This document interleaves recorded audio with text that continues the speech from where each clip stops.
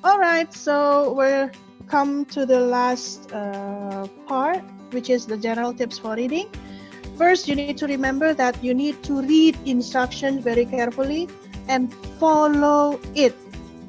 Yeah, follow it very carefully. And then the second one, skim the text first, and then after that you can read the options or read the questions. Then next one is highlighting the keywords in the questions and match them with the words in the text. And then the fourth one is use the time effectively.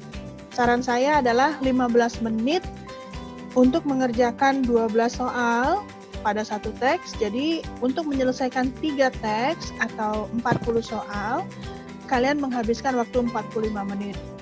Sehingga 15 menit waktu yang tersisa bisa kalian gunakan untuk mengecek soal. Siapa tahu ada yang salah, ya kan? And then the next one, write the answer accurately. Spellingnya harus diperhatikan, huruf kapitalnya, ya. Lalu grammarnya juga mesti dicek, dicocokkan dengan clues yang ada pada soal, seperti itu. Lalu skip the difficult questions.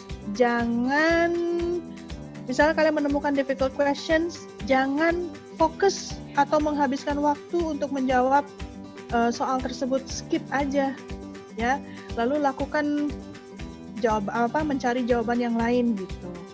Nanti kalau misalnya at the end ternyata masih ada 5 soal yang tidak terjawab karena saking susahnya, nah gunakan 5 soal itu pada waktu 15 menit yang tersisa untuk mengecek lagi. Mungkin saya tadi matanya agak nggak fokus, jadi silakan dibaca ulang. Lalu jika benar-benar sudah mentok nggak tahu jawabannya, tebak aja. Guess is always the best as the last option gitu. Karena kalau kita nebak juga nggak ada sistem minus, jawaban yang salah nggak akan berkurang gitu. Tapi kalau kita nebak, kalau benar kan kita dapat 1 poin dibandingkan kita kosongkan. Kalau kita kosongkan 0 point. Tapi kalau kita jawab, there is a chance that you will have points there. Ya, jadi make sure that you can guess. Nah, kalau misalnya kalian mentok di true, false, not given, aduh, pusing deh kayaknya jawab ini, dan itu ada soalnya 5, tebak aja misalnya. Dari 5 soal itu biasanya yang not given cuma 1. Kebanyakan itu hanya true dan false. Jadi saran saya kalau mau nembak misalnya, tembak saja, tulis true semua atau false semua. Paling tidak dari 5 tebakan itu, paling tidak ada 2 atau 3 soal yang benar, ya. Oke, tapi jangan kalian nembaknya not given semua. Karena not given itu mungkin porsinya hanya cuma 1 soal. Berarti kalau misalnya kalian tembak dengan not given semua, kemungkinan besar kalian cuma punya 1 poin tambahan. Tapi kalau true semua atau false semua, ada kemungkinan kalian menjawab mendapat 2 atau 3 poin gitu. Ya, itu saran saya. Apalagi ya? Ini dia. Kalian bisa lihat ini adalah saran dari Liz, IELTSList.com.